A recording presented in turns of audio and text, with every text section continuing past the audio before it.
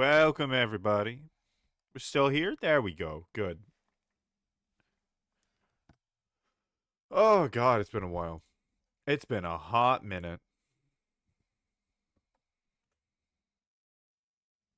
Give me a second. I missed you guys. I missed you guys quite a bit. What's funny is I don't even remember when it was exactly we last streamed. I know it hasn't been at least a super long time, but on this channel, it's definitely been a minute.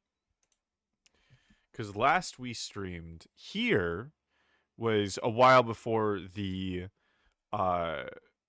collab, and that was a while. And that was a few days ago now. But we're here now. We're back. And it is really good to be back. There was a part of me that was roiling about stream, I think. Which is going to happen from time to time. It's a big change. It's a big change to get used to. I hope everybody's doing well. I fucking know I am.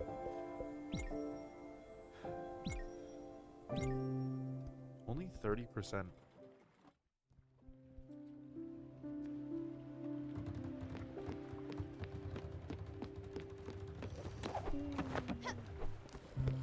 Yeah, things have changed a lot. Not externally. That sounds ominous. Not in that way. I don't know. I've changed a lot, I suppose.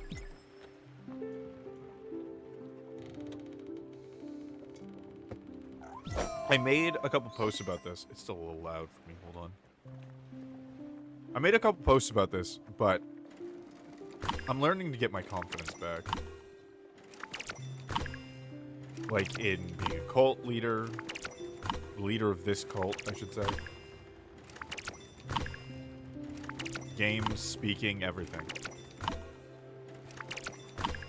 That's a definitely learning process.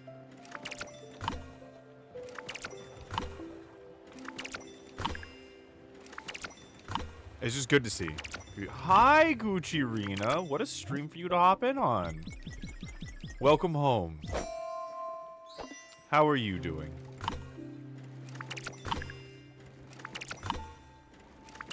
It's funny, is I actually have a lot to say about the cult, so it's good that my most vocal member is here. Our most vocal member.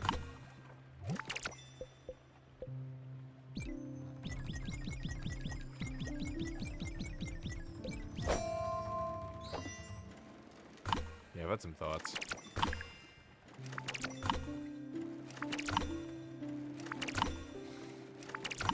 Like, I said it before, but I never really thought about how important it is to remember that all you have to do is collect Aether. Oh, that's the other thing I meant to do. Maybe I'll do that live on stream. I finally wrote out the Oath of Flourishing. That's a thing now. Very excited for that.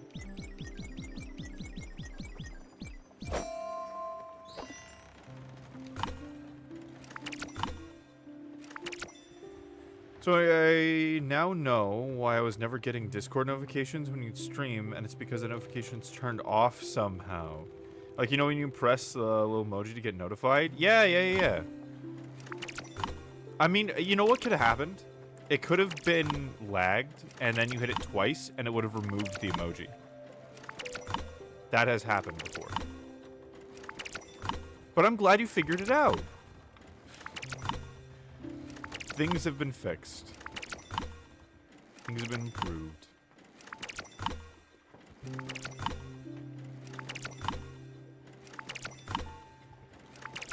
I'm really glad. That's good to hear. I always love having you on stream.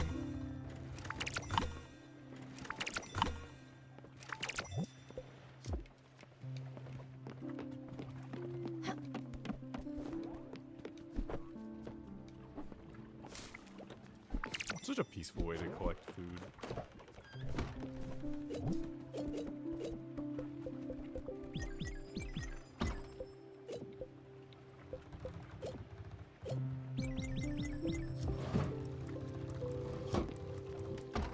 Finally catch more streams? Fuck yeah. And you know what's funny? It's actually good timing. Because for a while, I was really unsure of how I wanted to integrate the cult and streaming and all of that stuff. Because there was part of it that I wasn't sure where the line was. And then I remembered, ah yeah, I am the leader of this cult. That's just kind of me. It's not like a revocable part of who I am. It's not something I can do separately. So we're just doing it together. Thanks, Spirit Fair. Beautiful day. It is a beautiful fucking day.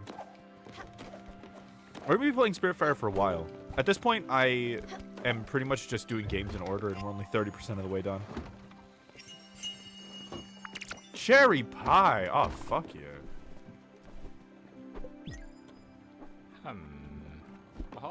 Hey, Bragok, welcome home. Everybody's popping in. Where do I need to go?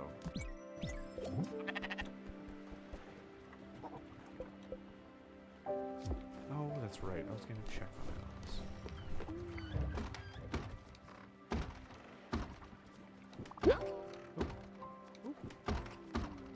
Hey, Alice. My legs don't carry me anymore. Could you perhaps get me to the prow? I love you, Alice. Prow of the ship.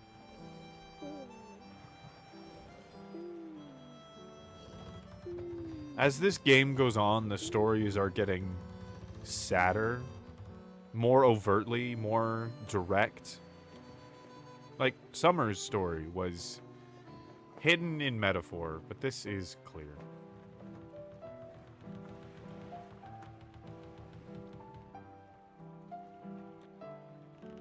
I love you, Alice.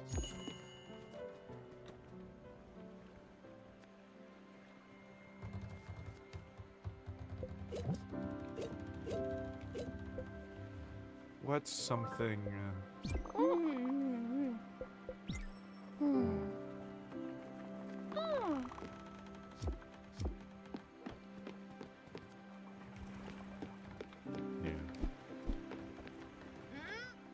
A lot of time's passed. We've hit a year, by the way. I didn't realize it, but I actually started streaming in February.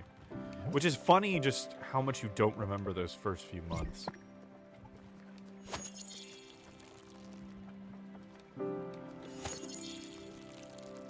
Though, I guess it wasn't like multiple months. It really just one. Keep forgetting March is right after February.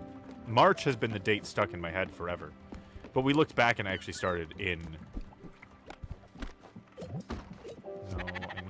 to shear you. There we go. Happy your stream anniversary. Thank you. It's been quite the year, and I've been very grateful to have you guys along for the ride. Did he eat the sunflowers? I think this fucking sheep ate my sunflowers. Apparently you don't eat cotton, so we'll just plant that.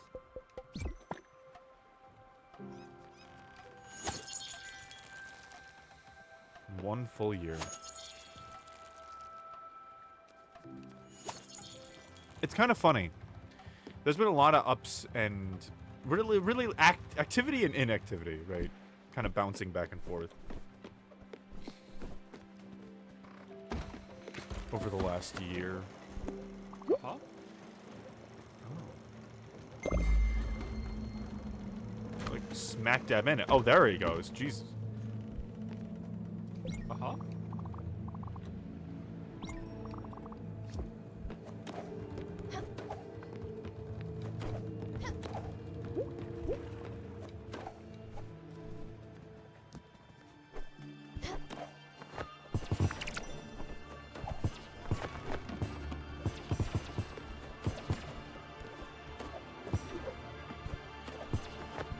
So high up.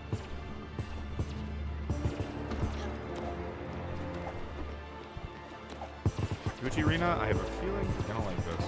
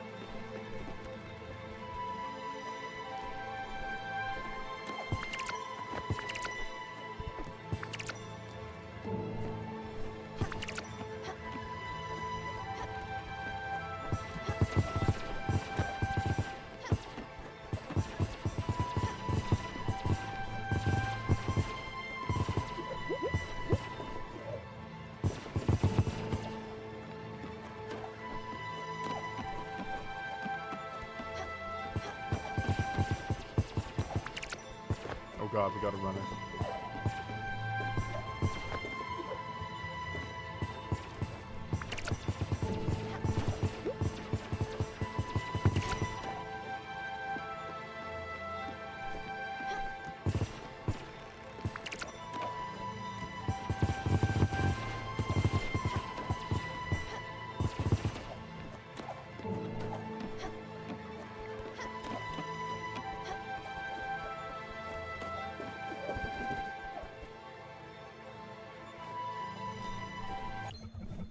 Ooh. But yes, as we were saying, Streamiversary. Things changed a lot. I went from streaming retro games to...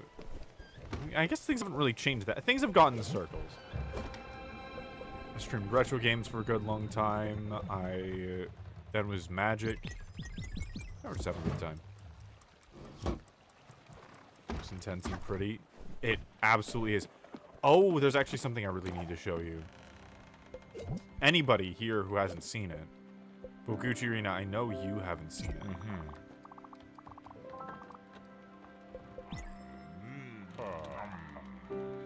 Oh, Giovanni, you fool. Find one of those events.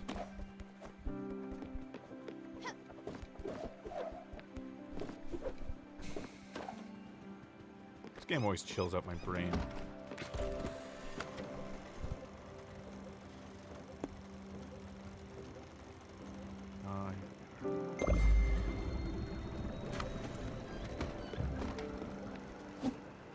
Now we're settling into a new season.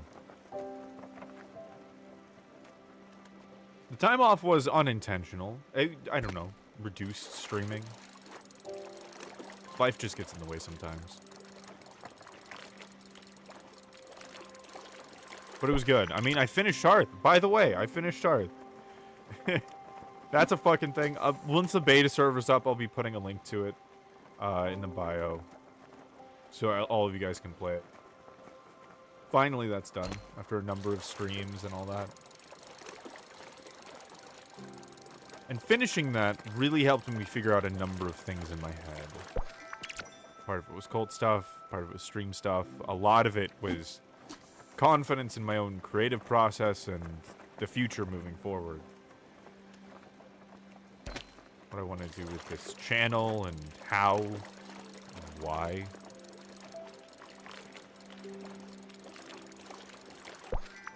But ultimately, this is just a place for us to collect Aether. Life fuel. Because I realize that's the thing. If there has ever been a one thing, it's Aether.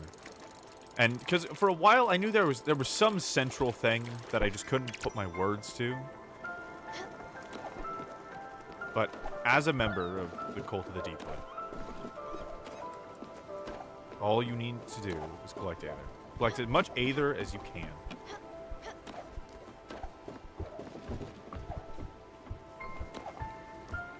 Do you need something, honey? I'm sure she's hungry. As you collect Aether, you'll get better at it. Knowing what gives you Aether, how much, what nets the most.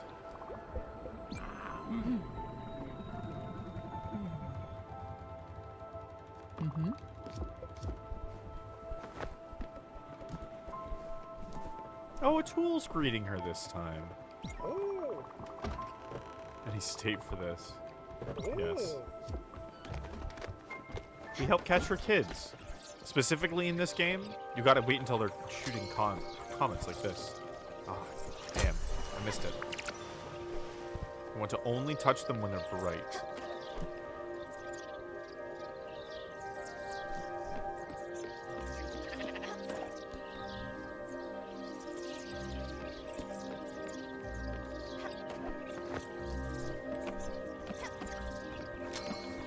There we go.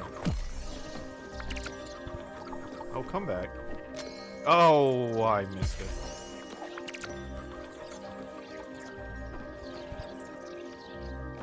Oh, you little?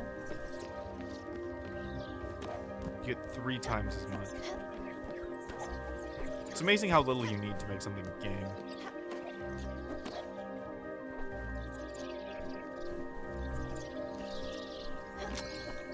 that it?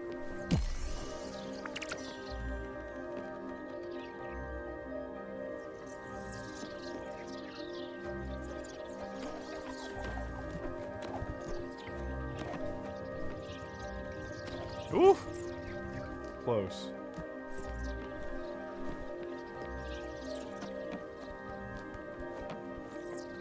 Come on, you rascals. They're being very stubborn.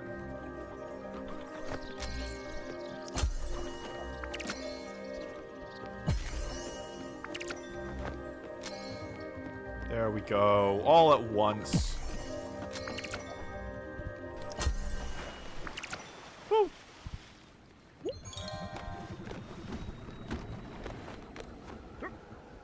Step 1, collect Aether. Yeah.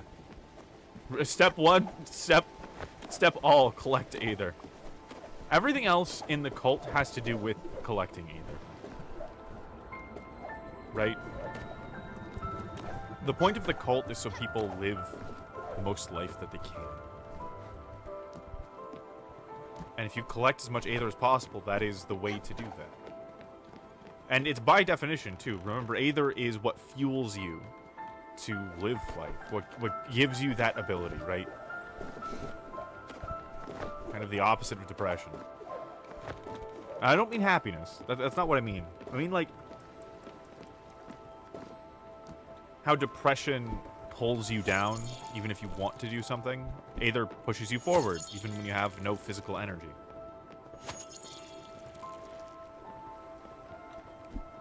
And simply doing whatever gives you the most Aether. Not worrying about anyone else, or what they do, or what they think. Because all value is arbitrary. Value isn't something that actually exists. And so, whatever you decide is valuable, that's just as valid as anyone else's decision.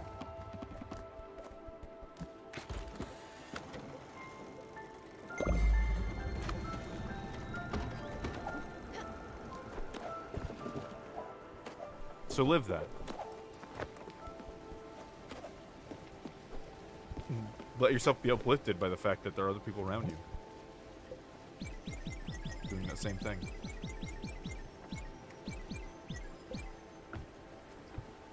Actually, no. I'll do this first.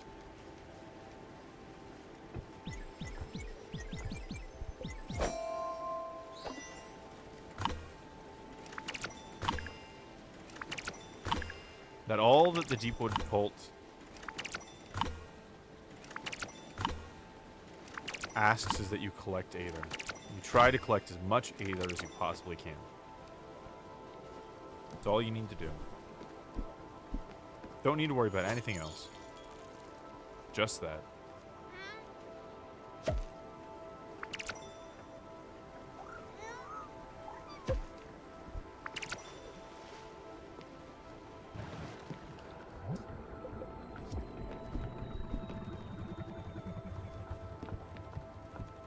Oh, is Giovanni coming down this time? That's so cute. Everyone helps.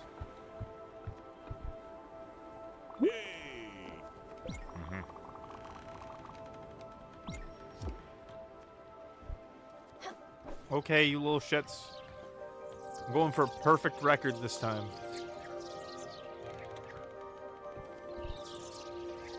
None of you get in the way.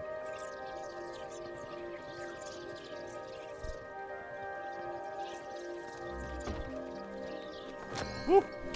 Easy. One down.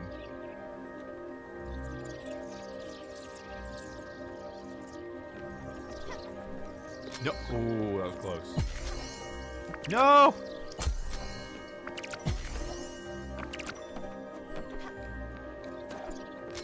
Woo-hoo-hoo! Close. There's a one off. Ooh. I was wondering what that animation was.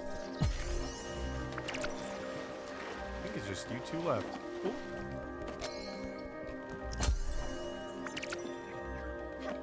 Come on, little guy. There you go. Oh. Perfect.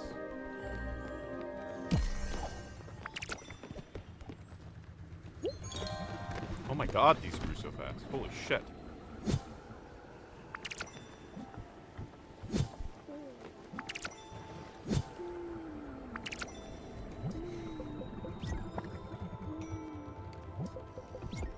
Yeah, Aether's the most important thing. As defined by the cult, right? Again, it's important to always remember that it is arbitrary. It's a game that we choose to play.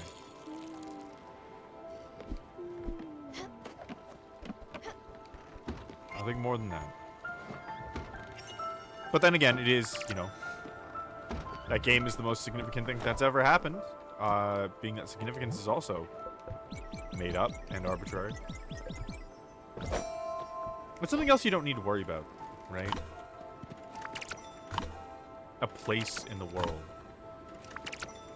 Whatever gives you the most Aether is sacred. And the path that you're on is a sacred path. You cannot fail it. You cannot disappoint it, I guess. You can't disappoint the cult. It's something that only you can do, that path. And every little tiny step that you make is amazing. And extra.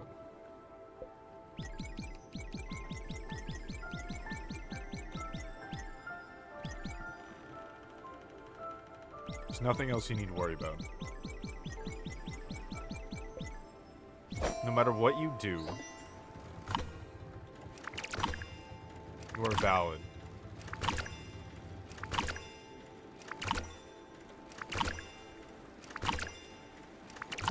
It is a sacred path that you walk. And like when I say sacred, I use it for a very particular reason, meaning to say that there's nothing more significant or important for you to be doing.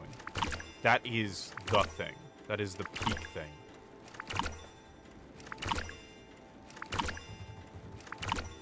Follow that path. Even if you don't go anywhere on it, that's okay. Of course, at the end of the day, again, meaning, value, that none of that exists. So it's nothing you ever need to worry about.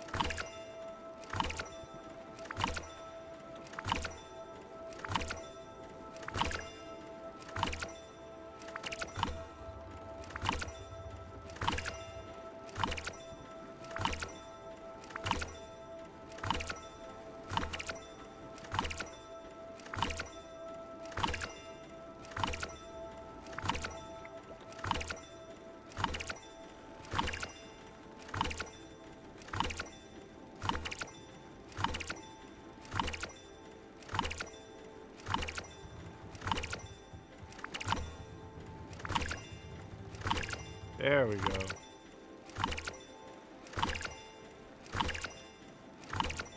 So for me, game design and streaming are very important. I got very focused there for a minute.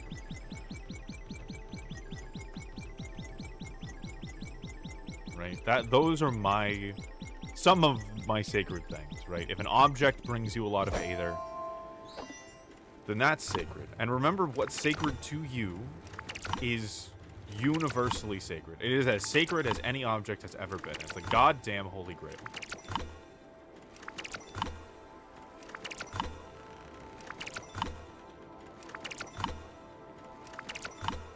What is sacred to you is what gives you the most Aether. There's something sacred, and it is as sacred as anything else has ever been. Any holy ground ever.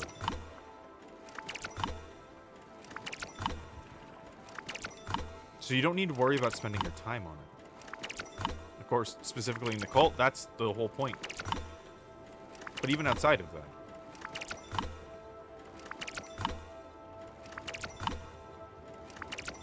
There's no reason to let yourself pull away from it when you don't want to. I worried so much about spending my time making and doing stuff like that because I felt like, oh, what if it's not worth it? What if this isn't significant? What if it's not productive or important? But it was actually the most important work I could have possibly been doing. If money brings you Aether, then go after money. That's fine. It doesn't matter what it is, you know? And for some people, that's gonna be fucking murder, and that fucking blows, but that's just the way it is. Heap's gonna murder either way. That's not who this is for.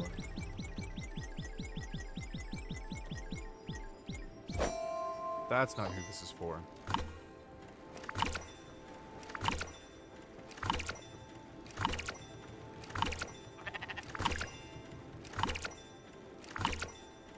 And you also have to consider, is it really going to bring you the most Aether? Even if you had a desire to murder somebody, you'd really want to think, is it worth going to jail? Is being in jail after murdering a few people for my entire life really going to bring me the most Aether? I would say even for people who have a murder impulse, probably not. If they were honest about it, probably not. Some of them? Fucking sure, why not? There's any number of people. People can be as good as they can be evil. Well, of course, that's just by my definition. Those are also two things that don't exist.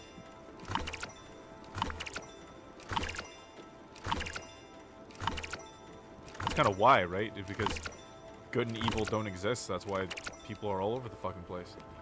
If there was some universal law or truth, it'd be a lot less varied.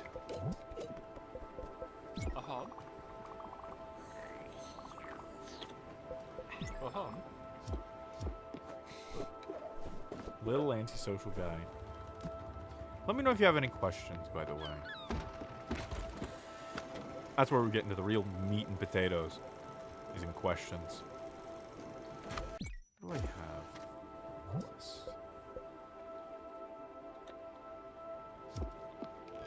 Is it the evening? I have no idea what time it is here. We're in the nether realm. We're in the fucking...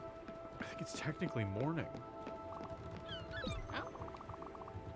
I'm here all night. Oh God. Oh. Stay.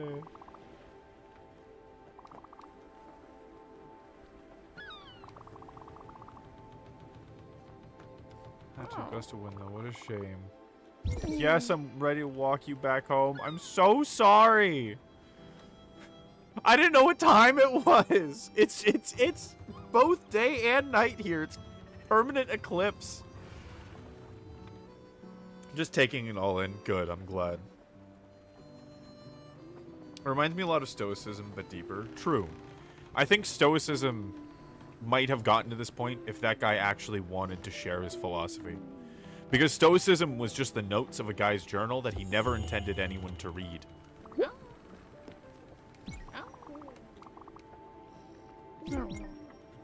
Yes, I'll get you to the prow. Anything for you, Alice, after all of that. But Stoicism has issues. Because Stoicism talks about, oh, you know, if you want the best result, ignore, you know, your powerful emotions, you know, and think with reason and all of those things. But that relies on a definition of good. Right? It's like with Buddhism. They're avoiding, they're handling, accepting, I think it's called Dharma, but it is a thing similar to suffering. It is not the act of being in pain, but rather the discontent with it. But I don't want to get rid of that feeling, so it's not something that I want, right? So then it's not good for me. Stoicism has the same problem. I want to experience everything in my life, the highs and the lows. Those big emotions are what's good. So, getting rid of those big emotions cannot be right. There's no way that that is correct, because that's what I'm after. There's nowhere in Stoicism that says, yes, ignoring your large emotions, that's what gets you more large emotions. Because that, quite frankly, just doesn't make any sense. Beauty and good and the bad. Yeah, exactly, right?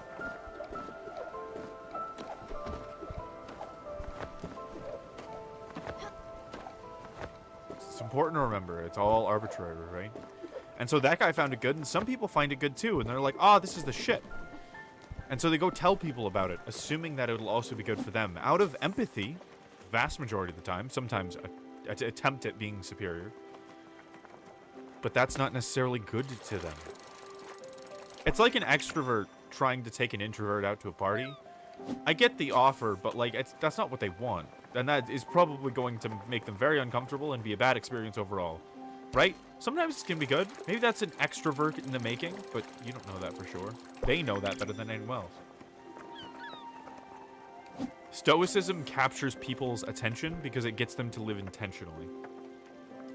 Because Stoicism reminds you that you have control over your setting and your context, right? But then it demands that you have a specific context. The context of, you know, controlling your emotions, of not experiencing the big emotions, right? They say, oh, it'll be a net positive if you think about this logically and make the best decision that you can. But what the best is and what net positive means is different to everyone. Yes, of course, we can make big mistakes when we're not thinking clearly. That's not necessarily a bad thing. It's up to the person. It's just all a game that we play. Stoicism is one of the many philosophies that just takes into the assumption that you want what they want. I think, yeah, I don't know. It depends on which school of Buddhism you think about. But some monks would be pretty close to Deepwood.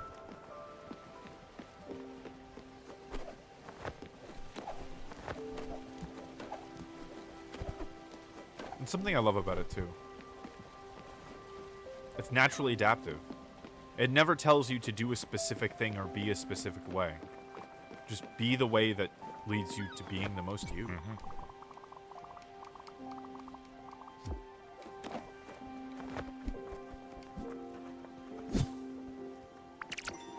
And I think there's this underlying part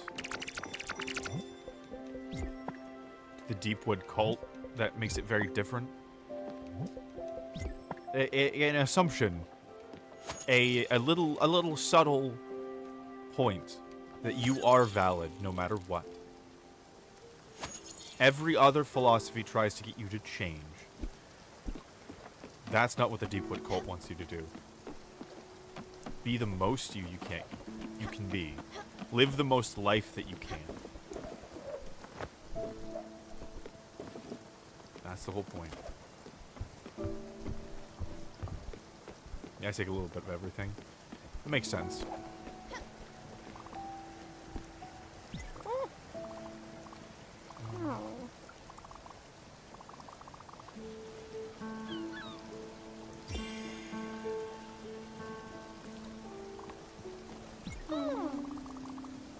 She's my daughter.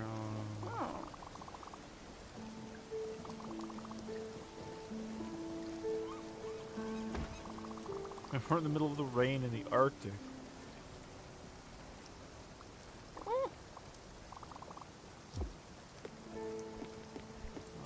Annie, anything for you? You need food. Mm-hmm. Yum. Mm-hmm. Be the most you can be and don't have to do anything. Or can. Either way, it's fine. Mm-hmm. The thing that brings together the cult of the Deepwood is that everyone here wants to live the most life as they can, right? And you're committing to that. You know, that's what being in the cult of the Deepwood means. And check if there's any upgrades I can get.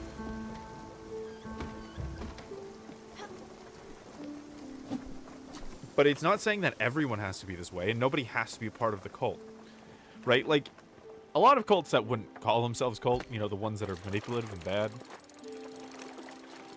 would have you believe that everyone should be a part of it. You know, get everyone that you can. Grab them all in here. No. If somebody wants to live the most life that they can, absolutely, this could be a way. But maybe being a part of the cult isn't how they get the most either. You know?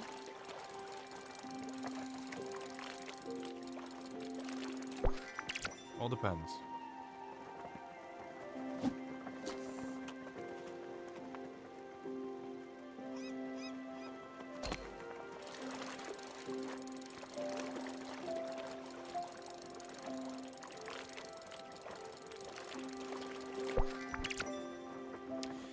I should add that now.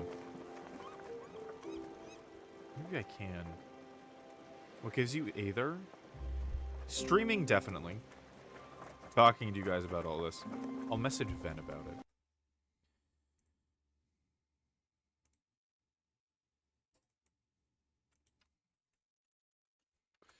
Are you available? I like the woods and nature and beauty, variety. Analyzing things. I mean, that's why I call it plundering. Because the idea of plunder is whatever you get from something that gives you the most Aether. And that's what we're here to find, is what gives us the most Aether from Spirit Fair, which is a whole hell of a lot. Learning. I think one of the biggest things is good stories, narrative.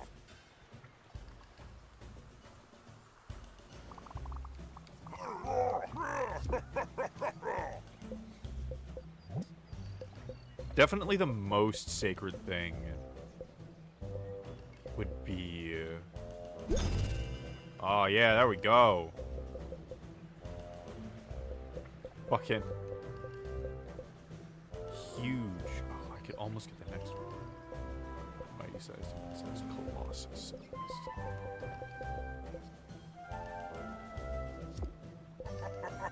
I can sell shit at the place we're going. Okay.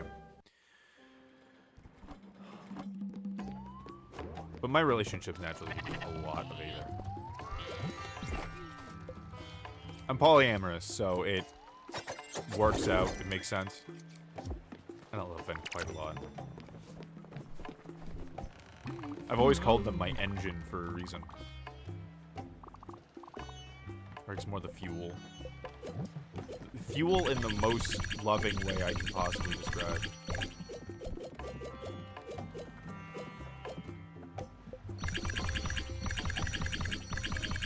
But they're the biggest thing for sure.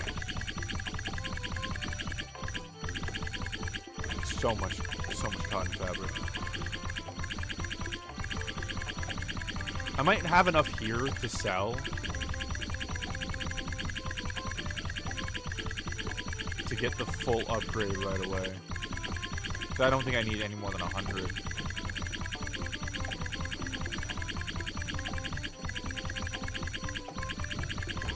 Oh, this sound is going to be stuck in my head forever. BRB sounds good. See you back soon.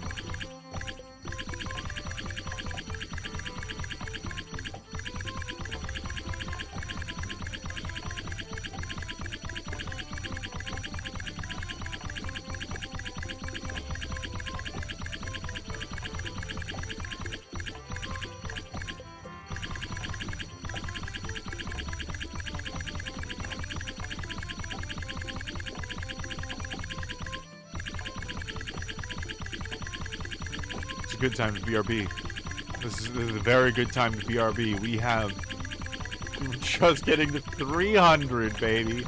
Oh, 200 more Nebula fabric to go.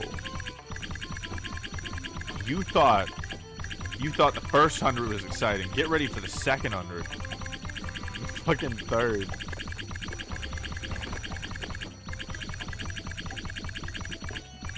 I'm so glad I've built up thumbs, gamer thumbs over time. This is like by far the most money I make by selling fabric. I'm a fucking textile mill. We've upgraded. We've upgraded. We went from just being a regular, like a normal starter cult, to having a full-on fucking textile mill. Oh my god, my ears are there was a high-pitched noise that you don't really notice normally. Oh my god, okay. That would be so tragic if it turned to nighttime.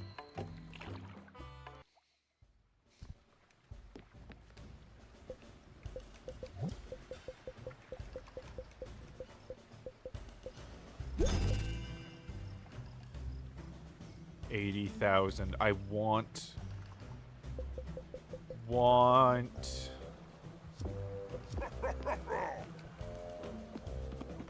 The odd seller should still be there. Back? Welcome back.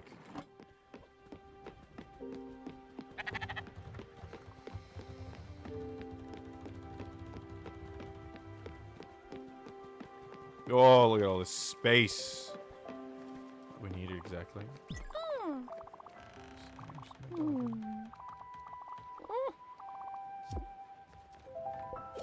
Let's feed you. Let's get you some food.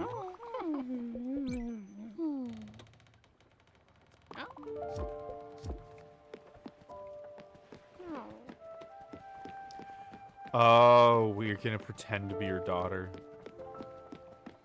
I see.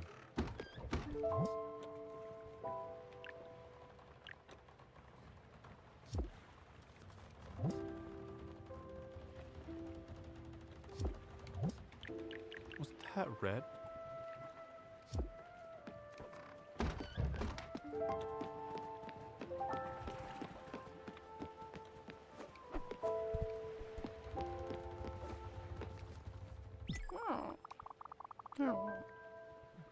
Left. I'm tired. Can we tell me where we are then?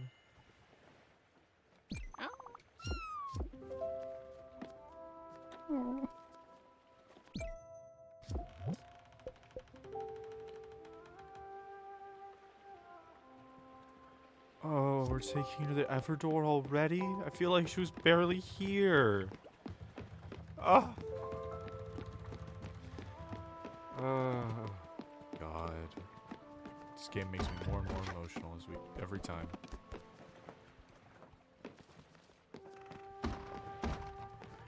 Well, while we're at the pier, we might as well do some fishing and talking. But yeah,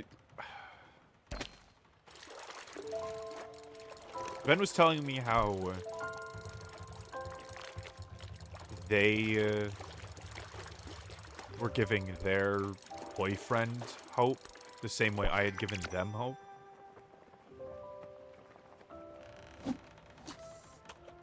And I think that, actually, that single experience, I didn't have a massive emotional reaction to it. God, is that dense. I think that has to be the thing that gives me the most aether.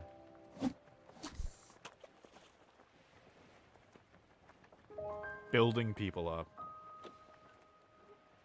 Helping guide people, whether it be through teaching or running a fucking cult. Being a silly little guy on stream. Though expressing myself, being creative, all those things add into it, right? There's a reason why I chose stream. It's a lot of different things together. But hearing that today was special.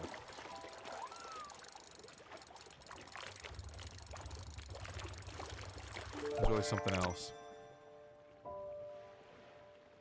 So when I found Fen, things were rough. I was impressed they were alive. But we worked through it. What's funny is that it wasn't... It was like... There was a lot, but it was easy, right? Like, that's the difference between having aether or not. Building up Ven and building our life together was really easy, despite it taking an immense amount of effort and dedication, because it was constantly generating so much aether. I didn't have the words to describe it for a long time. I just always said it gave me more than it took, but that's more what I mean. I mean, I remember early on, I was getting like 2 hours of sleep a night. Like that was a thing for like a month or two. Was it a month? Yeah, I think it was a couple months when we were back in Nevada City. And it was easy. I had no problems. I didn't feel tired during the day. It's because it was giving me so much aether. That's what the power can be. It builds up your most impactful, inspiring moments. The more I pay attention to it, the more I realize that when we think back to something being the best moment of our lives, it's usually because it's fucking packed with Aether. Or at least other way around, that the best moments of our lives are packed with Aether because they're really good moments. I don't know, chicken the egg. One and the same, right? Two sides of the coin. You can relate, yeah. If you got your own story, feel free to share it, but I understand being in Twitch chat is very limiting. That's why I want to get a few more people on the start a server. I'm specifically waiting to start a server for the cult until there is a little bit more of a ground floor. That's why I need to... Did Ben respond? I'm probably busy. Doing raid. But that's why at least, at the very latest after this stream, I'm going to be adding the Oath of Flourishing. Because that's going to give a very good marker of exactly who's in the cult or not. Because I realized I don't actually know how many people are in the cult out of the people who watch this channel. I know you're in the cult. I know Ven's in the cult. But I think if we get 10 people, I'll probably make the chat, the channel, the server. That's the word. Because you don't want to start a Discord server until it's got life in it, you know? Until there's something, until there's enough to start a fire. Doesn't have to be that much. Just a little bit of tinder. Otherwise, you could snuff something out. Because otherwise, then it's like, oh, yeah, join the server and it's dead, and then they don't interact with it, stays more dead. It's almost like it makes it extra dead. Kind of like smothering a fire.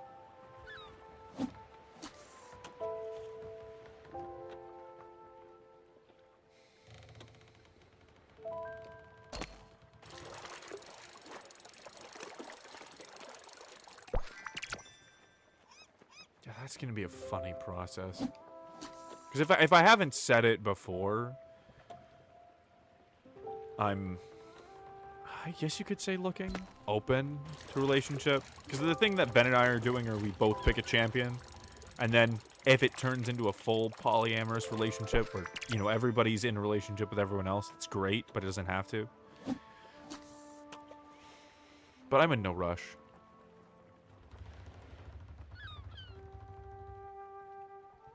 It's the first time that I've been in a place that I'm getting so much Aether from everything else in my life that, like, it doesn't need to happen. It just can.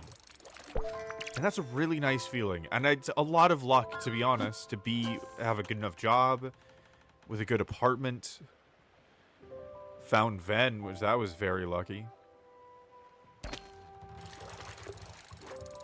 All to finally be in a place that I have enough Aether. You can see when I look away.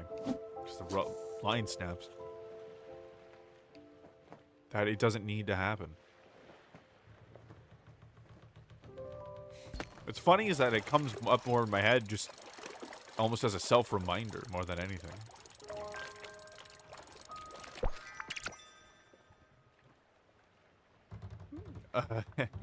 I'll definitely interact on the server when I can to keep it lively. Hell yeah. 10 months. Do you need me? Yes, hello, hi. Congrats on the 10 months. Oh, so it hasn't been a year yet. We're actually 2 months off, because I know you subbed right away. I thought I started subbing in February. No, you started making my assets in February. But yes, remember the oath that I sent you? Could you make that a redeem? I guess I would need to tell you what to say with it.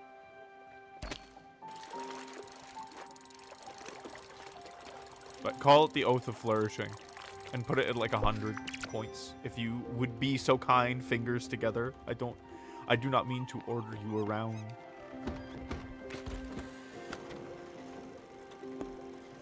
We're sending Alice to the Everdoor, and I'm very emotional about it. I don't know why. I don't know why. Very teary-eyed. I think I'm just much more in tune with my emotions.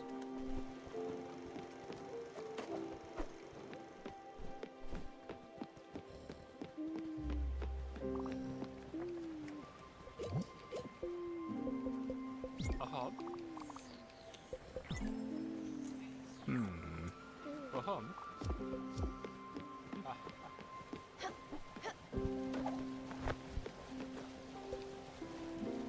I can't talk to her right now. Well, then we'll hang out on the bow with her.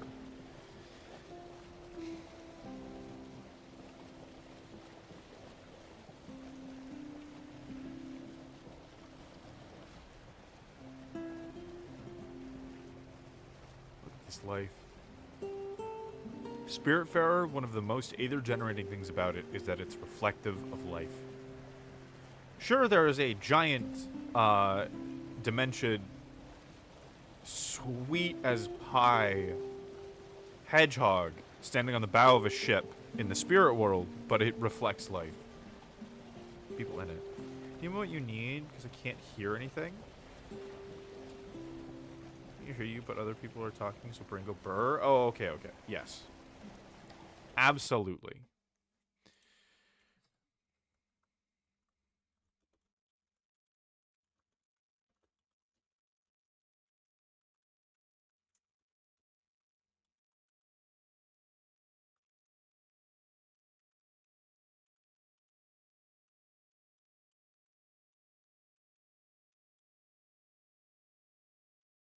I guess they're runes, aren't they?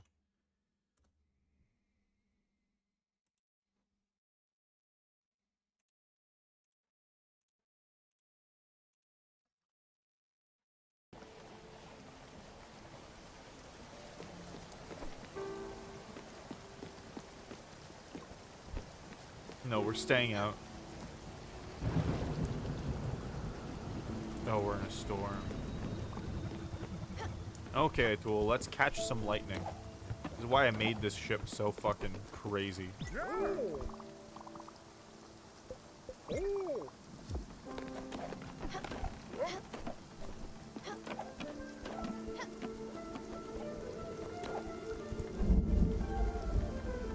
Stay up here. There's nothing they can do about it.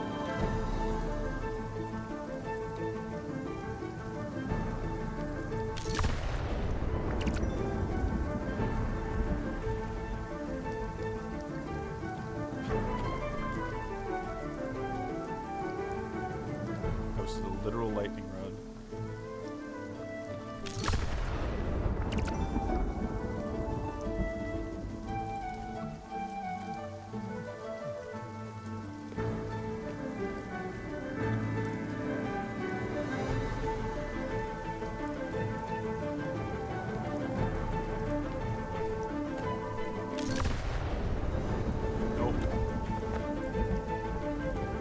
Have those lightning bolts, game. Did it figure out my trick? Is it just not spawning? Ah, I see.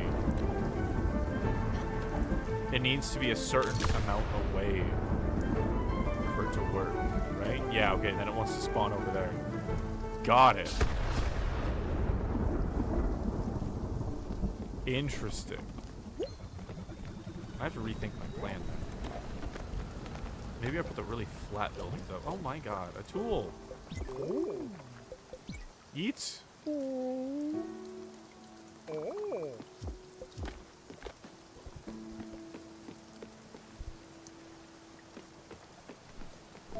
back. Spending time with our bestie. Oh god, those are the petals. Well, not rid of this. To accept this, we have to go through it. Actually, this game gives me a lot of Aether.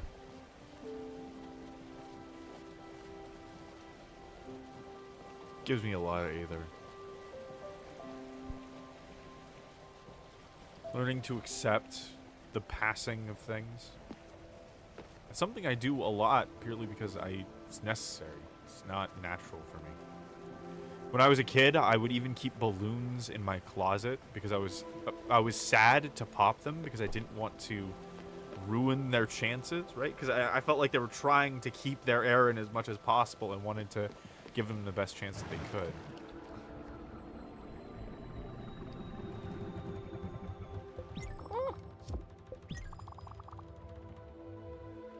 We're there, aren't we? Can we go now?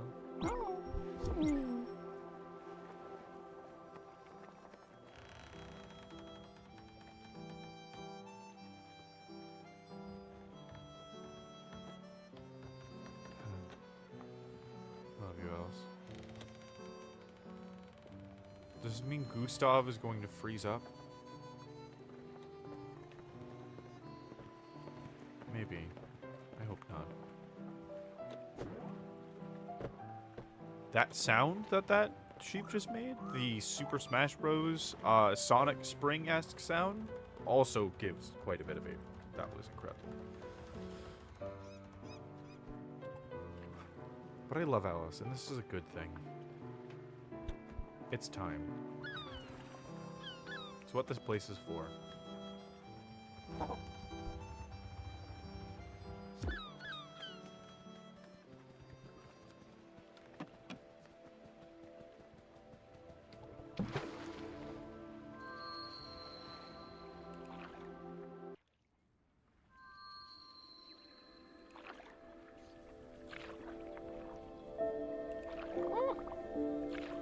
What wonderful scenery.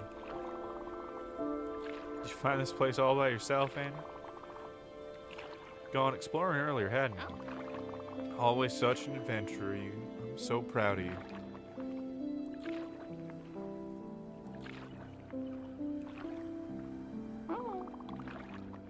These trees are quite marvelous. Eugene will be so mad to have missed that. Perhaps you'll be able to take some time off next summer. Yes, let's return here. I feel I could stay here forever. You hadn't told me about school recently. Is everything still going well? And your grades, are they? Well, of course you graduated a long time ago. I'm sorry. I don't know how I got this confused. Fuck.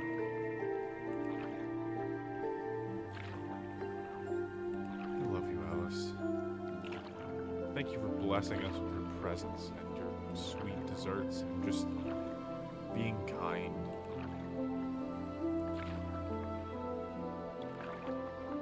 You know what?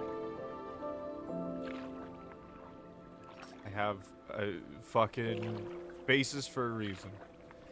Gotta get used to using them at some point.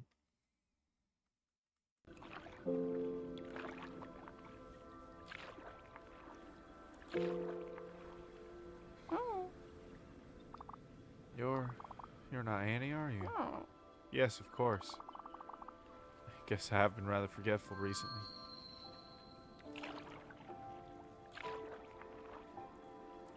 I'm glad she came back. So it wasn't like she was tricked here or anything like that.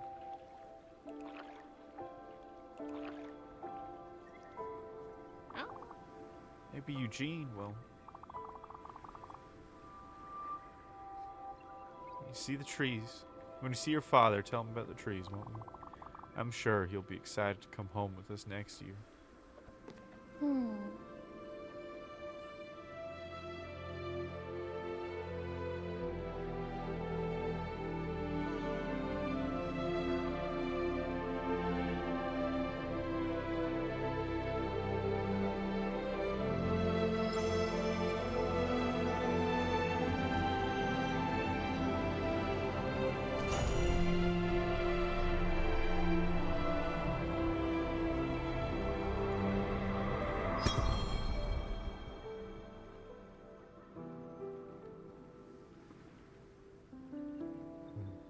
There she goes.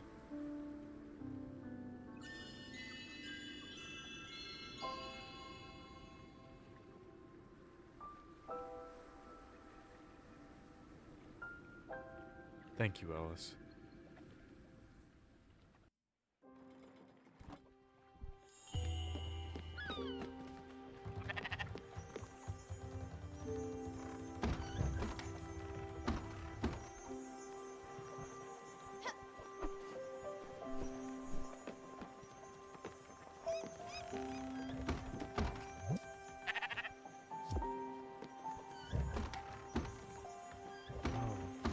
Here it is.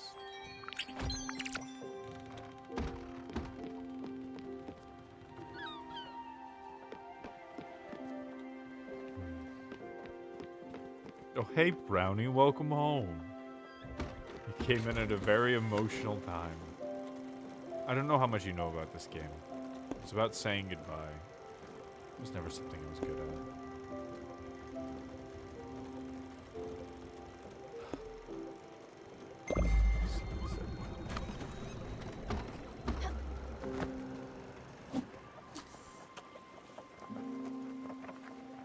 How are you doing? It's been a long time.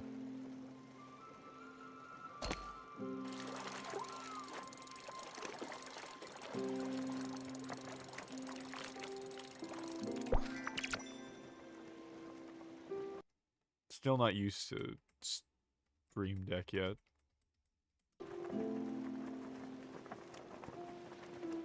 I know 0% about this game.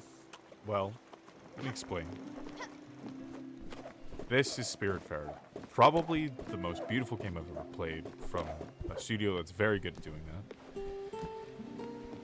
You play as Stella, who took over for Charon as far as taking care of the dead and passing them on. This is your boat. The idea is that you take care of them and you help them. You kind of help let them come to terms with their life as you go. Get to know them, and then eventually you say goodbye at the Everdoor, which is just what happened. And it gets very emotional very fast. Yeah. A little bit of resource management, a little bit of like exploration and such.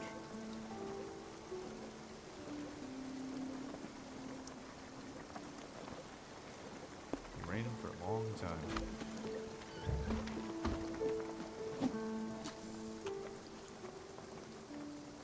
But yeah, I hope you've been doing well.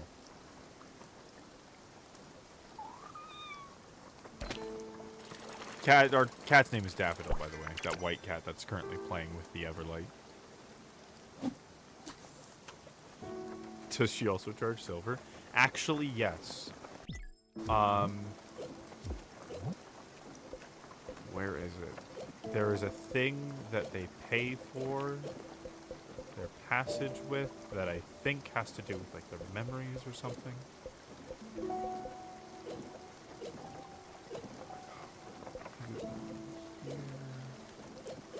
I think it would be in here. I would need to find a new one. I think I spent them all at totems. But yes, actually. Comes with a coin. Just one coin, though. One little soul coin. But yeah, this is the place where spirits kind of spend their time learning how to move on, coming to terms with everything that's happened, meeting up with family members that have also passed, but have yet to move on. And they can stay here as long as they want. I mean, there are people here that have been here a long time. But when they're ready to go, they're ready to go. And I really like that interpretation. 1 coin per soul. What the fuck? Storm? What the fuck? Sure? Oh my god, the ship has never rocked like this before, and there's no storm going on either. What the fuck? What the actual fuck?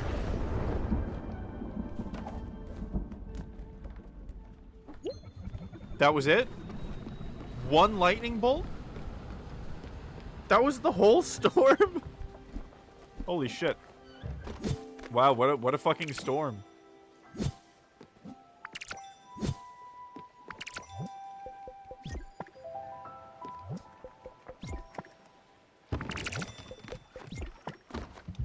But yeah, we're the ferryman now. And our ferry is fucking massive.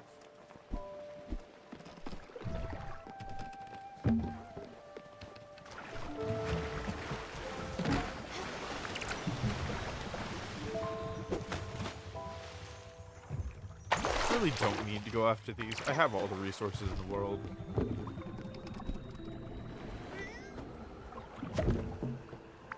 But it's nice.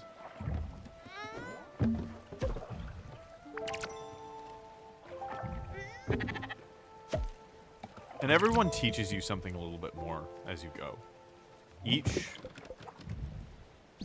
character unlocks something, and that makes it really special, because then you can never do that thing without thinking of them. They actually have an effect on your day-to-day life in the game. And I think that's such an incredible way to communicate that feeling.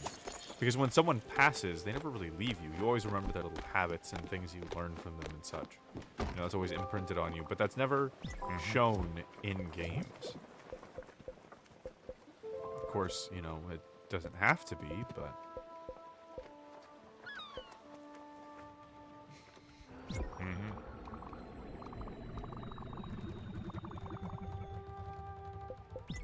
Stimulants all the way for real.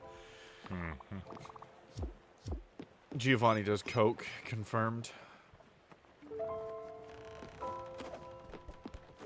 Sorry, Giovanni, I don't make the rules. I mean, maybe I actually do. Who knows? I don't think I make the rules.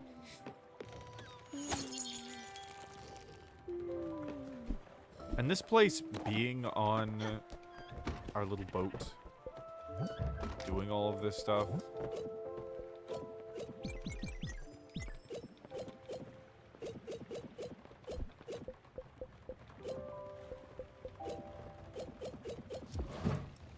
Might as well make some coffee. Makes me excited to write a book. It makes me really excited the fact that Hearth is going into beta now. Which, by the way, the TTRPG that I talked about, I don't know if you ever popped in on any of the dev streams that we're doing, but it's done. The game itself is done, and now it's on to art and marketing and testing to make sure we find whatever the fuck it is that I forgot, because I'm sure I forgot something. I'm sure I missed something or misworded something. Time to iron out all those bugs. With cope. Why are we coping? Though I don't doubt that I was coping. It's a very natural thing.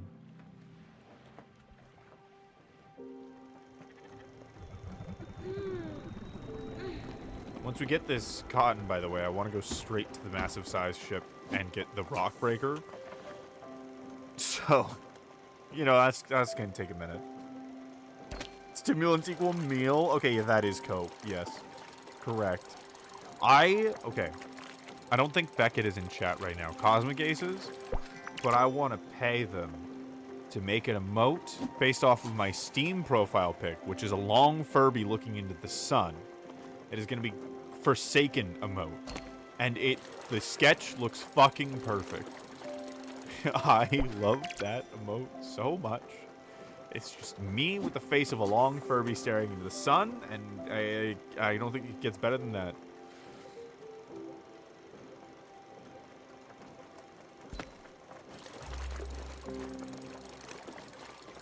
Oh, you know what? I should make some tea crab.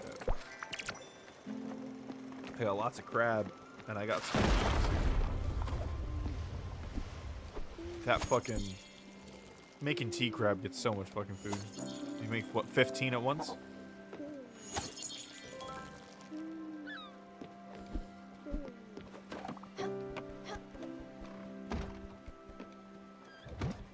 Oh, did I not? Oh, I didn't do the thing. Well, it's fine. Oh, no, it wasn't a tea. It was just a cooked crab. That's right.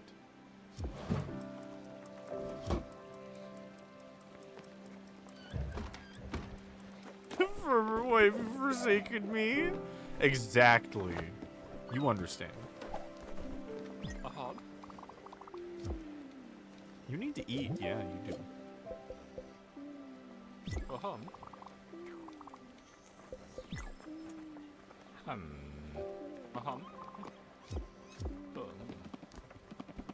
Little antisocial Blorbo. Time to get cotton. We're about to do a fucking capitalism in our comfy little Blorbo game.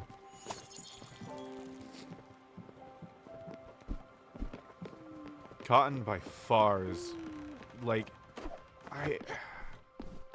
if you can get it right, you can get so much of it. It just takes so long to sell it all, because it makes a lot of money because you can make it in mass. Okay. Anything I can sell here? Sell for that much. Mass? No, not really? Okay. I'm buying every cotton seed you fucking have.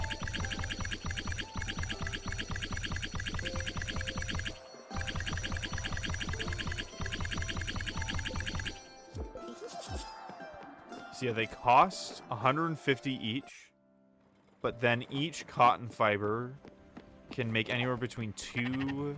Yeah, and you get 4 cotton fiber per thing, right? And then you make 2 to 4 thread, and then 2 to 4 actual fabric, and each of those fabric sell for 60.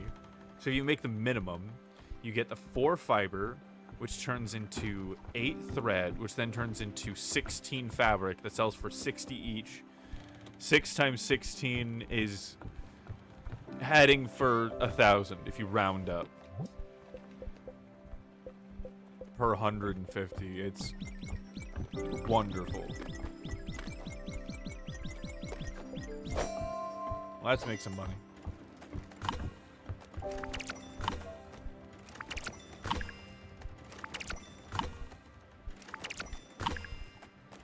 There we go.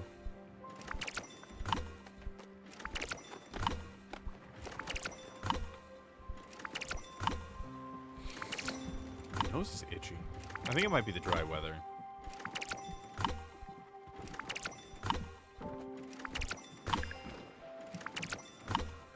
This is why I estimated based on not getting any perfects. We're getting better for sure.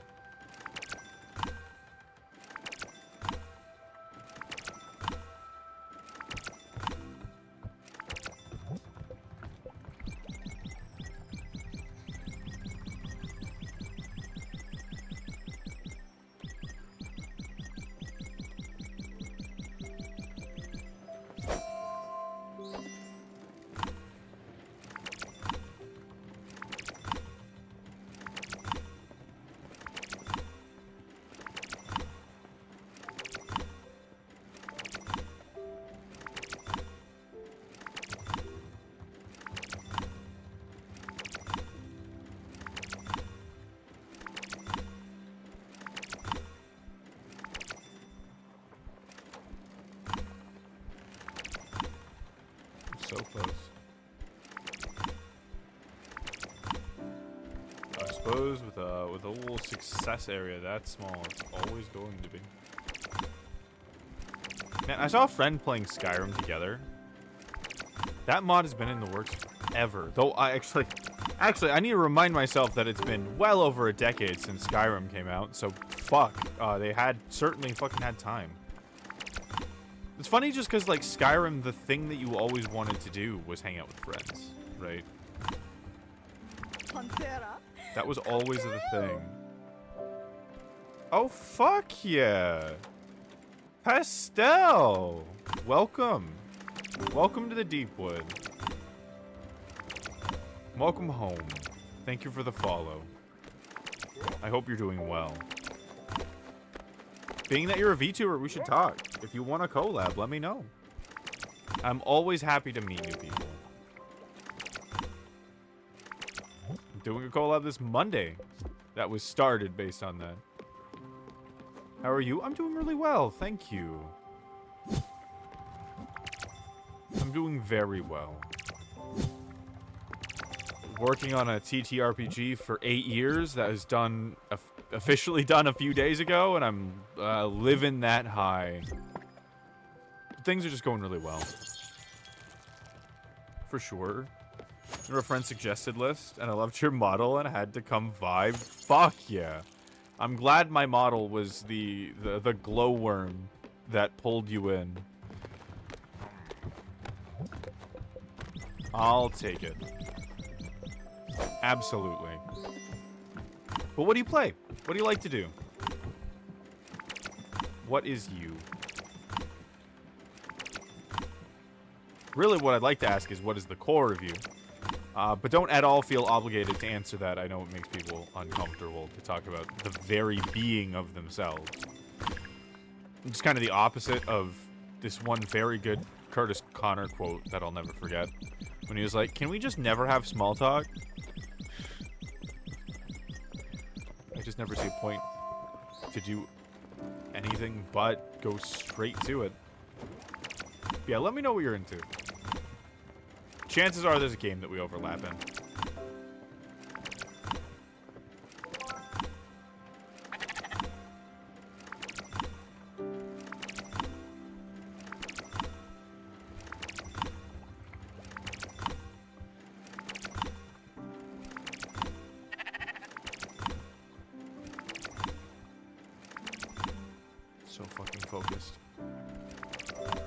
give me the goddamn dopamine. The more I get focused and the more mad I get, the worse I do. Shameless request to talk about your game? Fuck yeah, I'll take it. I'll shamelessly talk about my game anyways. Absolutely. Good to see you. Good to see you, Maggie. Yeah, so... Oh. Mm-hmm.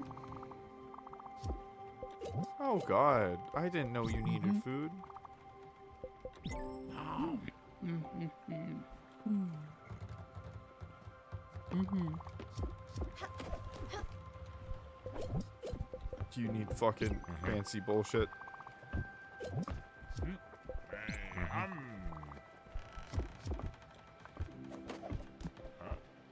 I should find my core. I don't stream as much since I've found my passion outside of it. But I used to stream is literally whatever I find neat. I streamed Spiritfarer a few months back. Fuck yeah. That's good shit. Oh no, there was something in here. It was the fucking crab.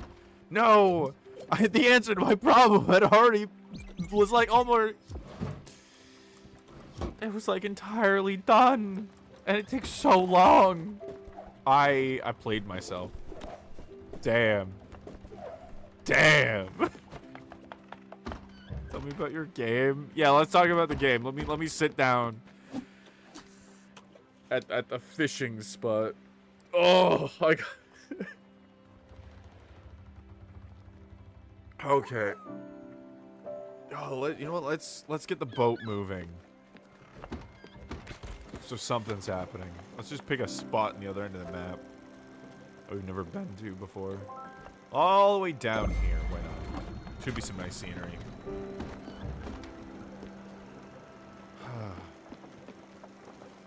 But yeah, I made a TTRPG. Not the crab. Crab. My crab. It takes so long. It makes like 15 crab. It's like the biggest food yield I have. And I wasted it. Okay.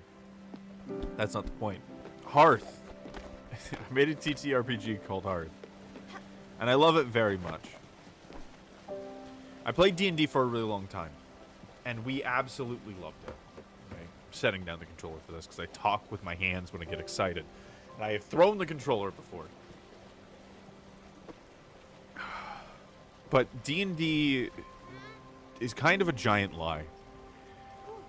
The best point to play D&D is right at the beginning when you don't know anything. And it kind of whispers to you, hey, if you just learn the mechanics a little bit more, then the combat will go faster and your story will be snappier, you know? It'll flow more smoothly.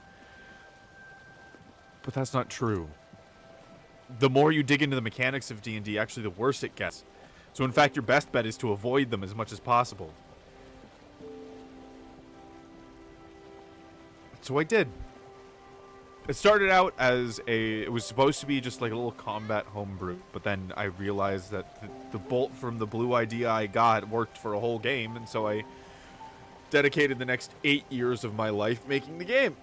That ended a few days ago.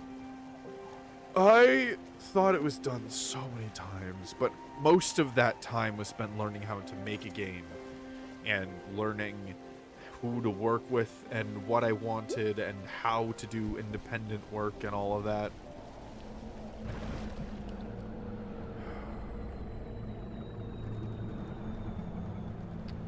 That was the biggest things.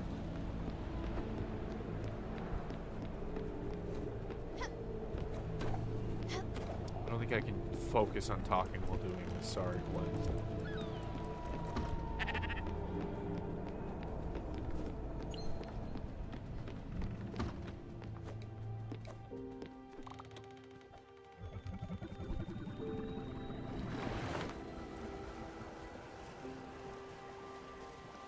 But yeah, so Hearth, it's a diceless TTRPG, and a good one too.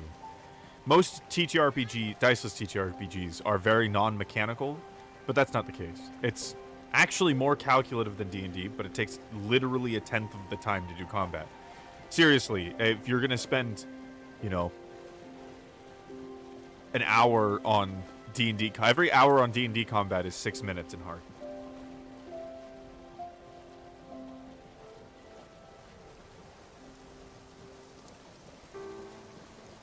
The game is built to be immersive as possible, and I know that's a buzzword, but I seriously mean, like, when you get into the game and you trust the mechanics, you get sent to a different place. Everybody has 10 HP. You never gain any more. And as you get hurt, you're able to do less. Because the core of the game is action points. And you only ever have as much as your current HP. So if you get hit for 5 damage, you go from 10 to 5. All of a sudden you have 5 action points to use. And they're pretty simple. Anytime you want to do anything, you use action points. They're a measurement of your effort. Right? A unit of effort.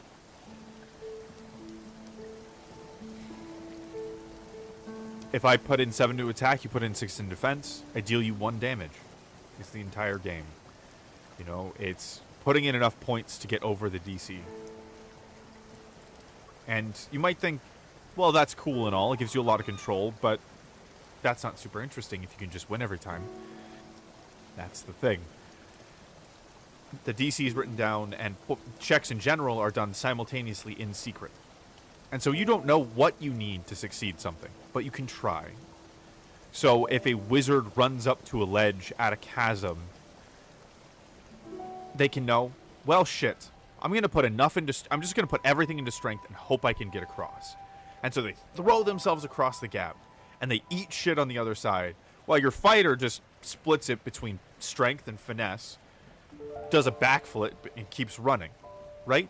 Certainly the fighter did it better, but the wizard got to choose how they failed and got to take their best chance at success. In D&D, I've said it before that... Oh, that's the rumble on my controller.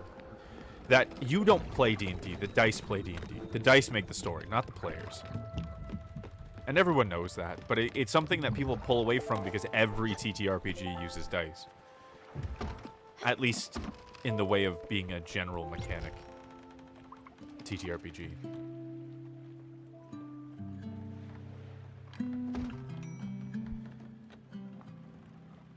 But not in Hearth. In D&D, if you have a wizard and a barbarian go up to a door, right? The wizard can roll a crit, knock it down, and the barbarian can fail. And then it doesn't feel like anything, right? Your barbarian feels confusingly weak, the wizard seems strong, and all of a sudden the definition of their character gets wiped away. So if you're trying to roleplay as somebody with crippling weakness, you don't get to anymore. The dice said no. No, your character is strong now, or whatever. Your barbarian tripped on a nail. Whatever bullshit excuse you want to give. They stop working after a while. In Hearth, if your barbarian runs up and kicks the door, the wizard doesn't even have to bother because they know that that door is reinforced. You learn something every time you make a check in Hearth. Every time you fail or succeed, you're like, okay, so that's how much it takes to complete this action, to get that desired result using this tactic. Because that's the other thing. If it fails one way, you can try another. You don't just have to keep rolling. In D&D, there's this impulse, like, you fail the investigation check. Just keep investigating, because everyone's rolling shit, right? If you could just keep rolling, you get it eventually, right? In Hearth, if everyone fails the investigation check, you know for certain. If your best investigator can't figure it out, you need more clues. You need to hire somebody else to do something. And it keeps the game flowing, and the narrative gets so immersive and deep and beautiful and chef's kiss. You have to rely on your friends, because if you take a hit early on in the fight, which at most 10 rounds, not only are you down, but you don't regenerate HP in Hearth. Without magic or a potion, that's just the HP that you're at. Your friends have to haul your ass back to town until you can find a doctor who can heal you, who has the potions, if you don't have them. And even if you do have potions, they take days to work. So you have to rely on each other, and so do your enemies. A rogue whose entire job is staying out of the fight and hidden is actually super useful in Hearth. In D&D, everybody needs to deal a shit ton of damage. In most TTRPGs, they need to be combat capable. But just having somebody that's not fucking half dead is incredibly useful. Because it matters. Because everybody's not at 100% until they're completely dead. On top of that, you can actually take a merciful route. If you knock somebody down to 2 HP, they have 2 fucking action points. What the fuck are they going to do against you? You don't have to kill them. We all know in D&D you have to either go for a non-lethal knockout, which is almost going to be lethal anyways, or you just fucking kill them, because they're at 100% effectiveness the whole time. In Hearth, you have to choose to kill somebody. That is a character choice at the end of the day. Unless something crazy happens, you deal them like 9 damage, and they go from full to nothing, which is really hard to do considering how armor works. That's just fucking it. That's just the fucking end. I haven't played any TTRPG since high school. It sounds so fun. I'm glad. I'm glad. Yeah, it's going to be going into beta soon, and I'll post a beta link in the bio so everyone can play. Oh, you haven't heard the best part. My favorite part is the spells. Actually, hold on. I'm going to hold off on the spells for just a second. Because I should tell you about the weapons. I don't think I've talked about the weapons yet.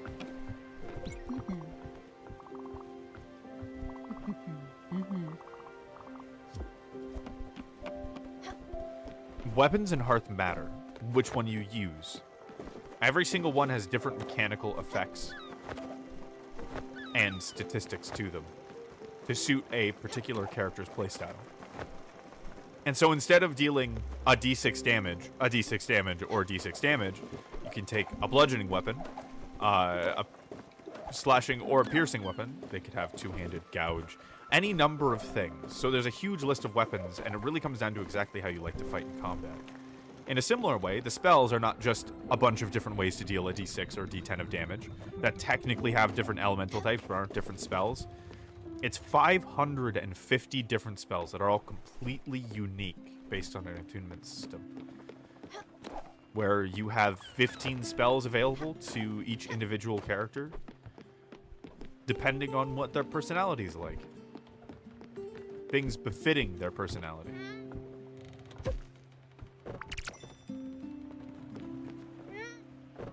And they're all unique, too. Anywhere from summoning giant skeletons to making a nice, very nourishing pot of tea.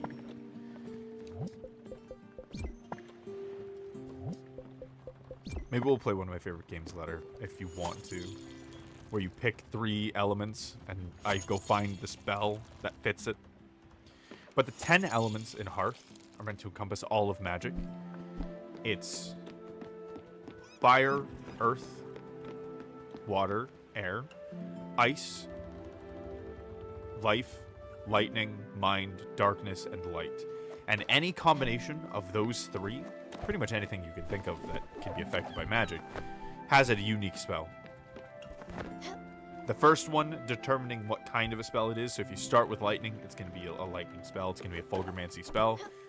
And then the other 2 add flavor. So technically, the order of the last 2 don't change anything. So fire, ice, earth is the same as fire, earth, ice, but earth, fire, ice is a completely different spell. There is thoughts to adding an expansion of 1,000 spell list, which would be absolutely every combination, but you get what I mean. Life Mind Dark? Let's look up Life Mind Dark. Real quick. What is Life Mind Dark? It'll take a second for it to load. And just to describe how simple the game is, I've described to you all of the rules, right? The rules text in this game, including explanations, is 20 pages at most. No, I think it's actually 12. And then everything else is content, and 140 of those pages are spells. Life Mind Dark.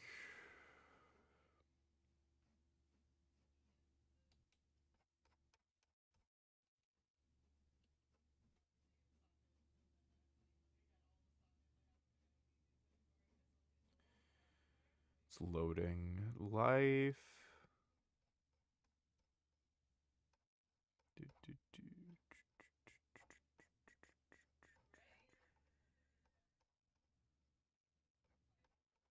Oh, I see. Life Mind Darkness. Umbral Stain. You release a flash of black light from your hand. Creatures in the cone must make a body save. All creatures have failed the check, as well as objects in the area, cannot be healed or mended for the duration. If a target succeeds, they cannot be healed for 2 rounds. And the duration is 8 hours. Obviously, didn't talk about this. Maybe the music in the background, but it's so nice. I feel that fire, and it makes me so happy. I'm so fucking glad. I'm so fucking glad I can talk to people about this and not be like, oh, it's coming. It's a thing. I swear to God, I'm going to finish it. It's taken me 7 years up to this point, but oh golly gee, it's going. I swear to God, it's happening. It's a real thing. I'm not lying. I'm not going to just abandon it. I haven't given up. And now it's done. But it is a beautiful game, and I do believe in it a lot. It has single-handedly built up my confidence because I believe in this game so much. What it can do for people. Because I think TTRPGs are very important. Being someone else, anywhere else, being anyone, anywhere, with your friends is an incredibly unique experience. And it curdles my heart to know how much D&D fucks that over for people. There's a reason there's a cycle with D&D. Why it was popular in the 80s and then it got unpopular in the 90s. People get burnt the fuck out. Things that take the longest are the ones that are worth it. Yeah, I would say so too. It might not sell, but I fucking hope so. You hungry? You know what? I kind of am. Hold on. BRB, I'm going to go get some string cheese. Because we have string cheese. Where's BRB? There it is.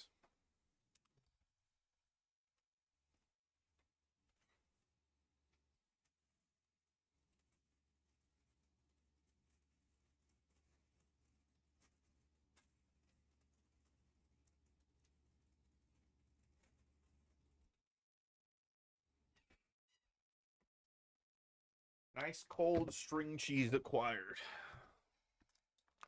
Thank you for the redeem.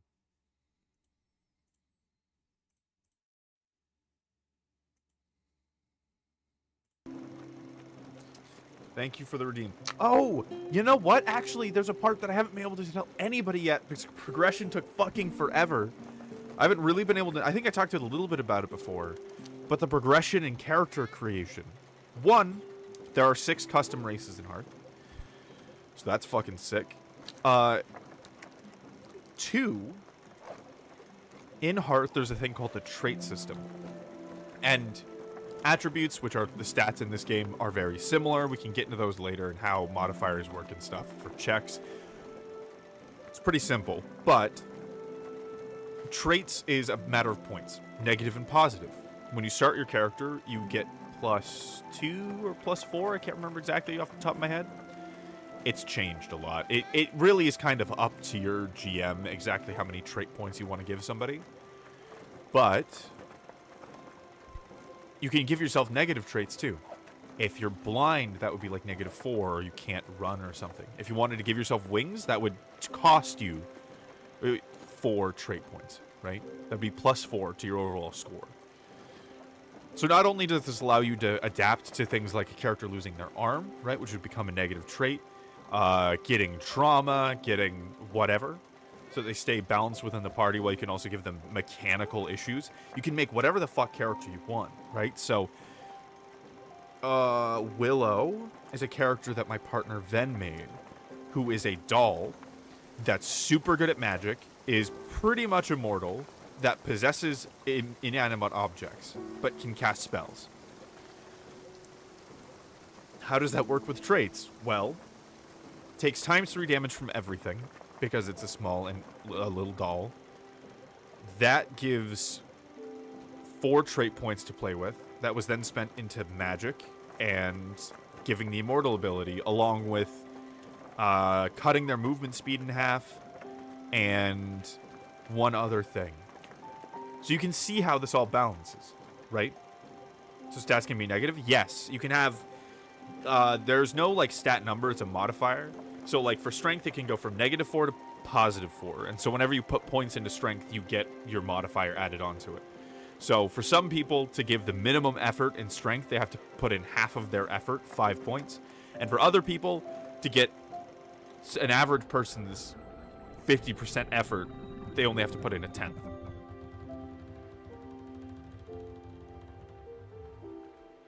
But yes, stats can be negative. Traits can also be negative. They're called attributes in Hearth, but they're relatively the same thing. Gotta keep changing where I'm going so I actually fucking... Oh, there's a place to fish back here. That's actually super important. There's some fishing. Fun.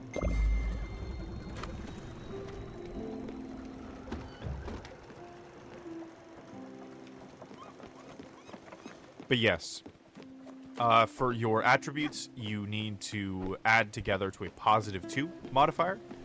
So when I made Baracus... No, Baracus was my crazy tiefling I ported over. By the way, with the trait system, it's stupid easy to import characters into Hearth. You have no idea.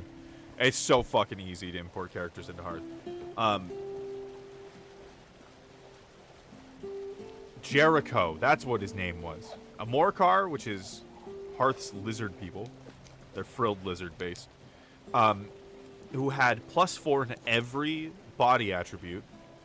Had to have -10 everywhere else. Very dumb. I put all the negatives into mind. I loved playing Jericho. He was so fucking good at combat. And like, could throw party members over his shoulder when they were running away from shit. But so fucking could not make a mind check to save his life.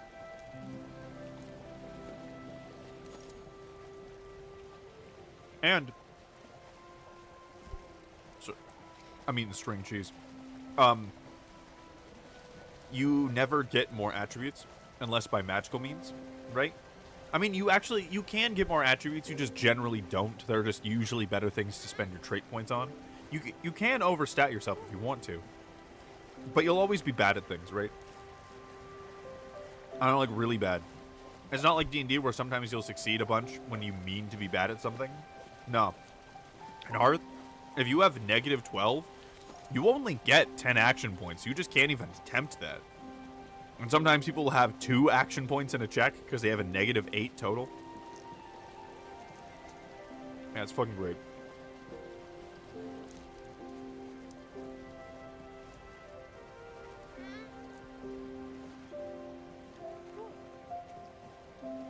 Actually, something important to note. The GM does not engage checks.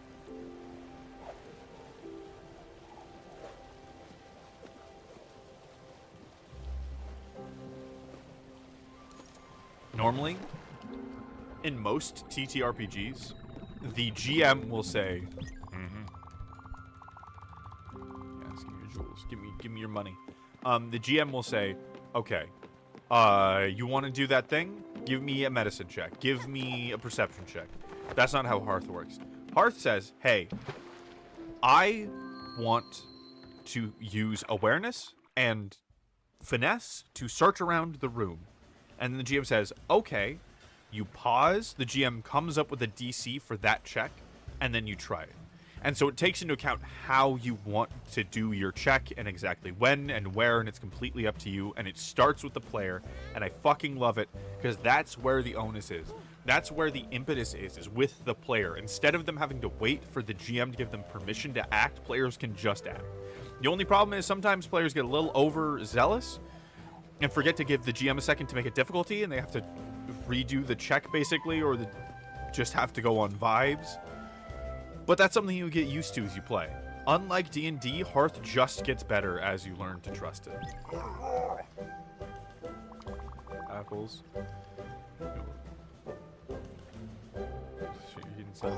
Bookworms.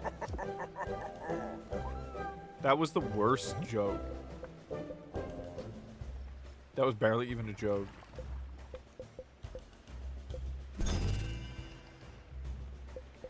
Yeah, Rock Destroyer, let's go. the fearless whale. I need 80,000. That's right. That's why I was grinding fucking cotton.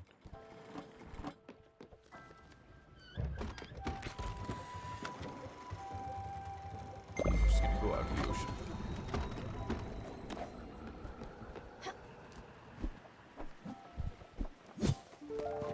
The odd salesman doesn't come and harass us. Ah, fuck.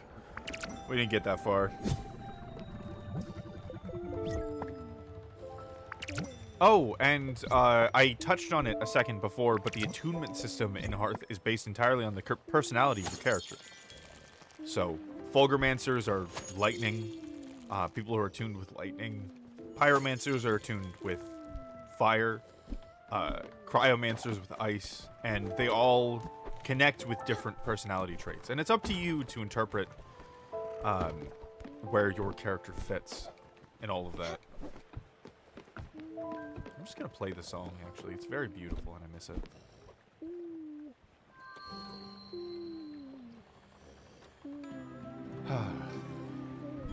But you choose 3 of them, and then, of course, you mix those to make spells.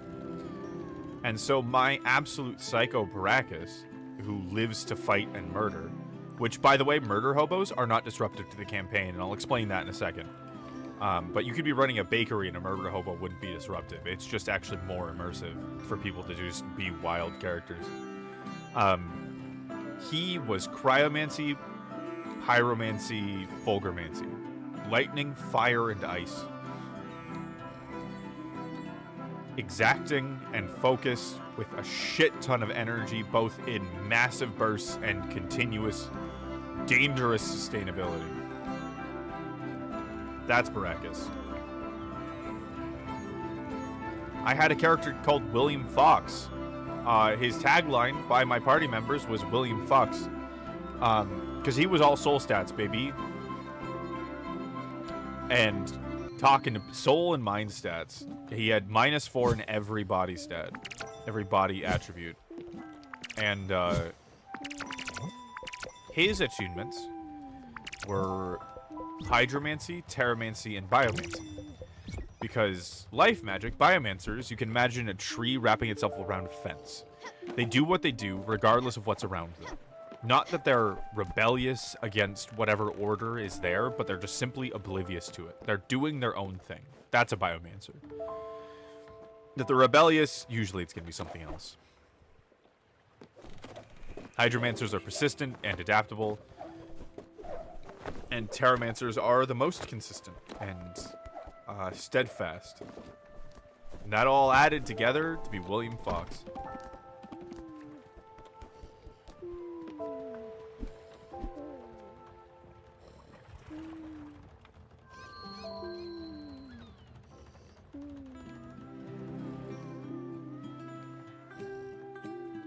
My friend is a life user.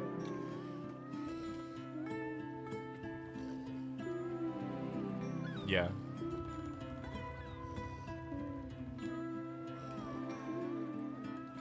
Probably a light user, actually. Luxomancers are always outpouring emotion. Well, not, or just being outwards with it, right?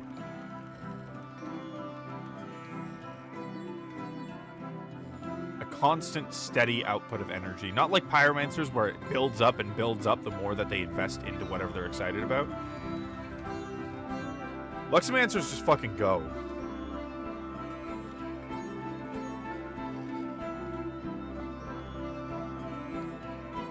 So you know what? We can play another one of my favorite games. Give me a character from a show or a game or something, and I'll tell you their attunements.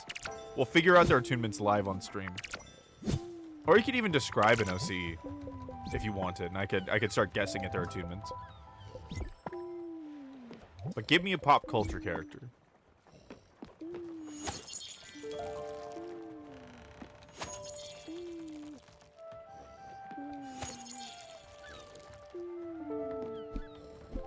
I'll tell you their attunements. Oh, and actually, Caterpillar from Alice in Wonderland, that is really rad, actually. That is not something I was expecting. before that, real quick, I did want to touch on the fact that combat, it's important to keep in mind that it is not its own thing. Right? In most games, you have to have separate separate mechanics for inside and outside of combat. In Hearth, you're just putting action points into things, so it's incredibly fluid as it gets. It's completely gray. It's just that sometimes you're putting those action points into things to stay alive and kill somebody, and other times you're not, and sometimes you're doing both at the same time.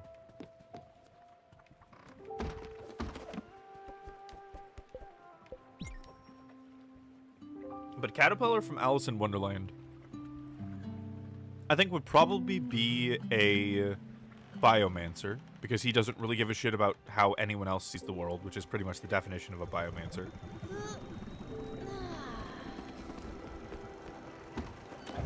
Probably an Aeromancer. Aeromancers have a hard time putting their influence on the world, but it doesn't seem like he gives a shit about his influence being on the world, right? He's always kind of off on his own, doing his own thing. People seek him out. He doesn't really seek out anyone else. It's that kind of biomancy, aeromancy mix.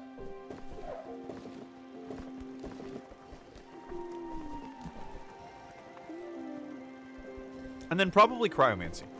Cryomancy is about perfect is perfect, is the way I put it in the book.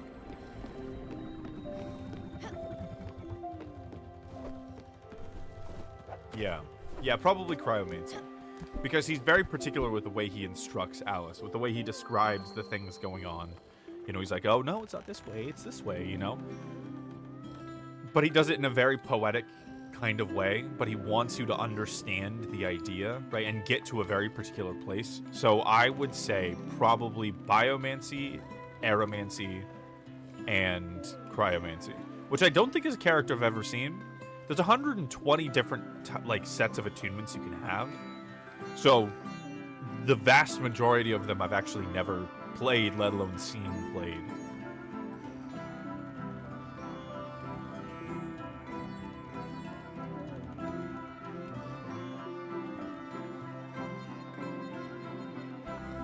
I'm kind of sad that they grow so fast, because we don't get to hear full songs. High as fuck, too. High as fuck, yeah. High as fuck is a new attunement. It's a form of magic, just being absolutely fucking high.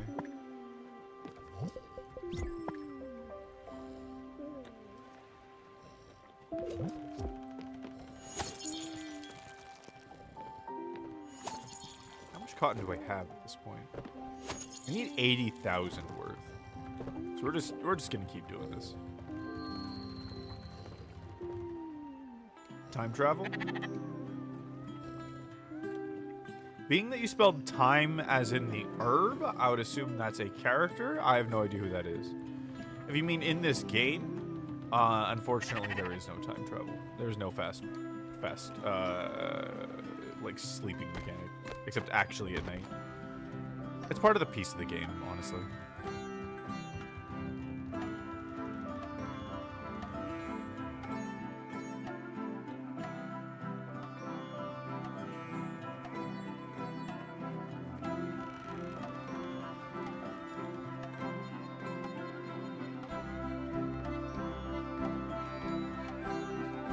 I love this song so much. I'll never not think of summer.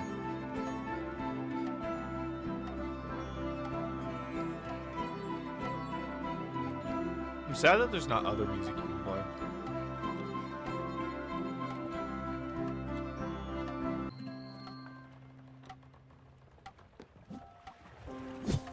Spell would be time travel. Ah, yeah. Okay, I get what you're saying. I get what you're saying. No, you're fine. You know what's funny? I grew up in such a weed town that people wouldn't even make jokes like that anymore. We did it in, like, middle school, but, like... Okay, so I came from a very drug-influenced town. Half of my friends would smoke with their parents. The other half would get killed if they got caught smoking by their parents. It was quite the dichotomy. And so by the time we were, like, in junior high, people were not making weed jokes because everyone was just fucking smoking weed. So I don't think about it much. It just kind of became a fact of life. Like, either you did or you didn't. Because there was one of the weed capitals of the world. So there's just a lot of weed going around. People would get for free what people pay hundreds of dollars for, apparently, in Los Angeles. Which is insane.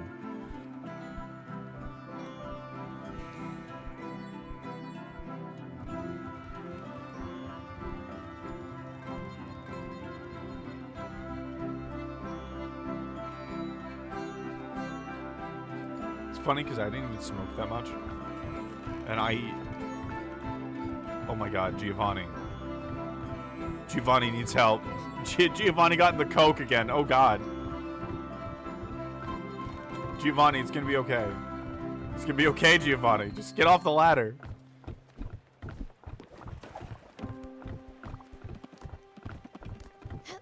Oh god. Oh, I think I know how to fix this. Moving from not legal state to legal state is bonkers. Moving from a legal state to a not legal state is also bonkers. It's just negative bonkers.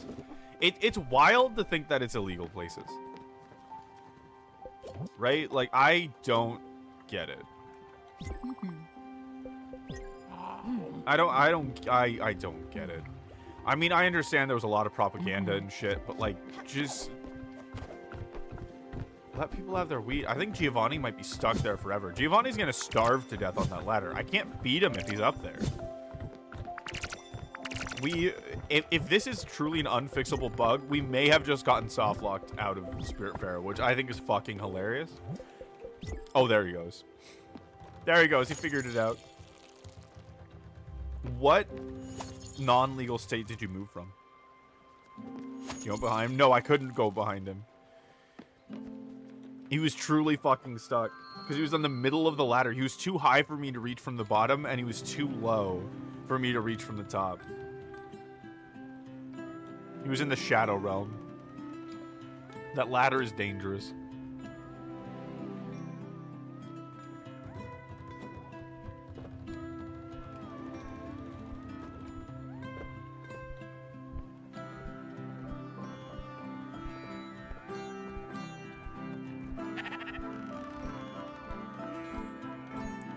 $80,000 to make 60,000. We need 1,000 cotton. Okay. I think I know about how much we need to make. After this batch, I'm going to do the exact calculation.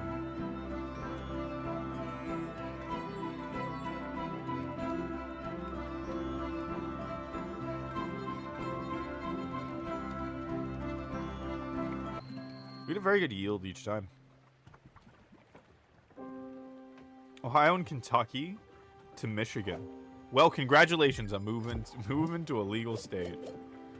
Congrats, congrats. You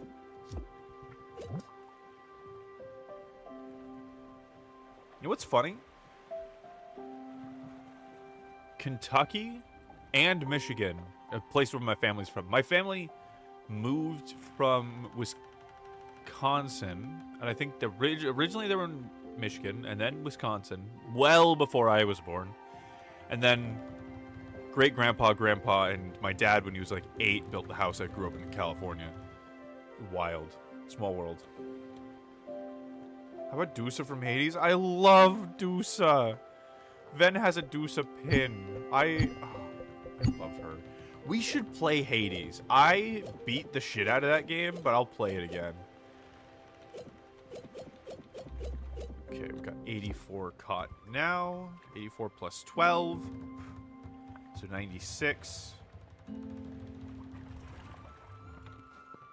So 96 times 2 times 2 times 60. So we have 23,000 right now. So we do 80,000 divided by 60. Divided by 2, divided by 2. So yeah, we need 300 cotton. Understood. Understood, officer. I've never played that good. Hades is amazing. I streamed this week, yeah. Fuck yeah. Yeah, Hades.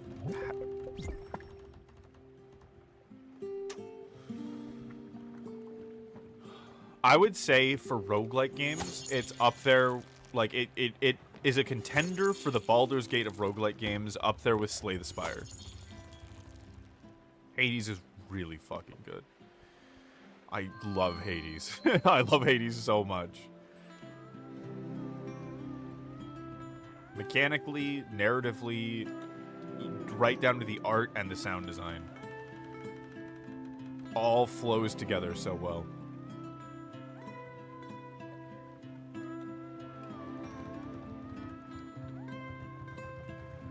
If you wanted to play a roguelike, a good roguelike, Hades is fucking great.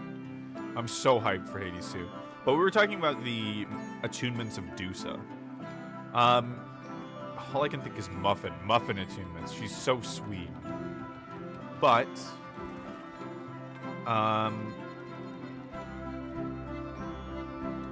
let's see here. She's very shy. I think she'd be a Luxomancer. She always wears her emotions on her sleeve. She works really hard. She's super persistent. So I could see Hydromancy. She's always doing really like hard on her work and always doing her best. Yeah. And I can also see Aeromancy. She's an absolute pushover, which is not a necessary trait for an Aeromancer, but it's a common one. But she does have that one flexibility of always being willing to just kind of do whatever. And a hard time imparting her own will onto anything because she's an absolute little muffin and we love her. So I would say Aeromancy, Hydromancy, Luxomancy. Which are definitely little muffin attunements, for sure.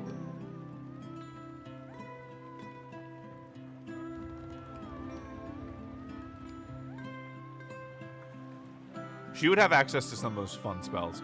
There's a air... Oh, no. That's Aeromancy and Fulgurmancy. But yeah, there's an air lightning spell called Launch, where you touch a creature and you send them flying in 20 feet in any direction. Oh shit, I forgot to mention. When you're getting traits, you can also upgrade your spells. However the fuck way you want to, and your traits too. You can upgrade either of them. So you can take a character with take one spell you really like and just keep upgrading that one spell, and that can be your whole character if you want to. Like, let's say Launch, you can make it, you know, so you can launch them really far, change directions mid-launch, pilot them around, fuck, I don't know, levitate with it. You can get all crazy with it, depending on how long you keep leveling up that one spell. Make it super dirt cheap, give it a bunch of charges. Hype for Hades 2. Hades 2 looks so good. I love the colors in Hades 2. Going away from the red and going into the green. Oh, it's perfect. And it doesn't completely do away with the colors. It keeps like kind of golds and a little bit of the reds, right? Kind of as a nod. That's very good. What did I say we need? 300? Okay, so we're at 120. So not bad. Gonna take a minute, but not super long.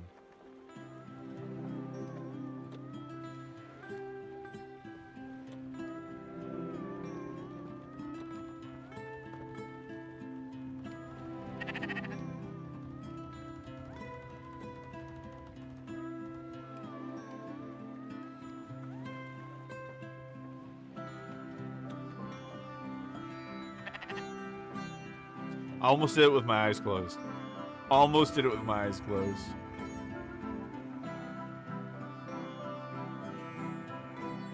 Hi, babe. Yeah.